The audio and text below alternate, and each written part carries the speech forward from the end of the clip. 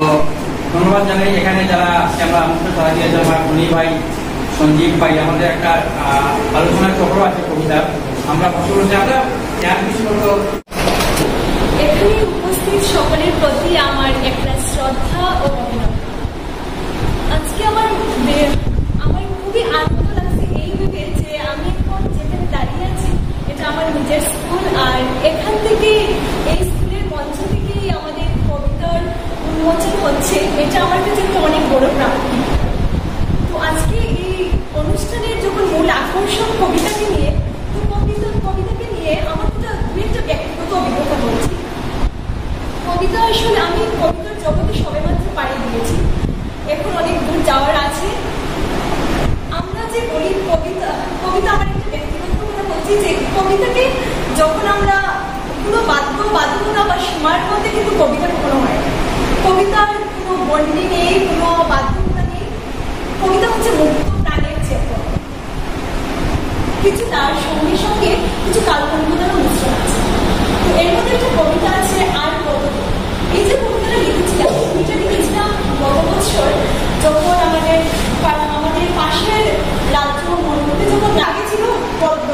আমাদের বাংলা সাহিত্যটাই শুরু হয় প্রথম পদ্ম দিয়ে, তারপর গদ্য, তারপর উপন্যাস, প্রবন্ধ, শ্লোক, আসে।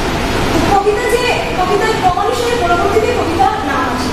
প্রথমে গদ্যই ছিল আর রবীন্দ্রনাথ তার কণ্ঠে দেবলোকে ত্রিভুবনেশ্বরীর ঘুমবা, আপনার কলমে নতুন আলো যায়, আপনার গানের শুরু হলেও শেষ নেই, তা যেন চিরন্ত।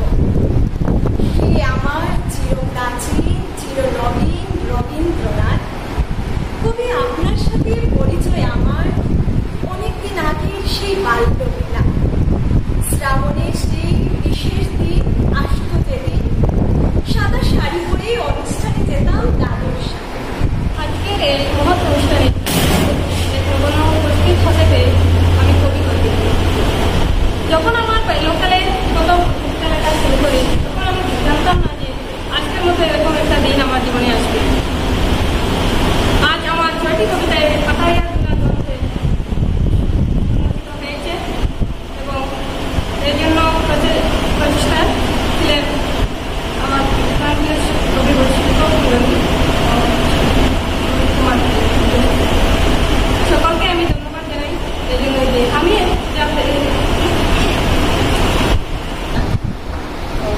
সবাইকে আমার ভালোবাসা এবং সবার থেকে আমার শতকোটির আশীর্বাদ আমি চাই যে আমি এই ছোট্ট কবিতা নিয়েই যাকে কিছু করতে পারি।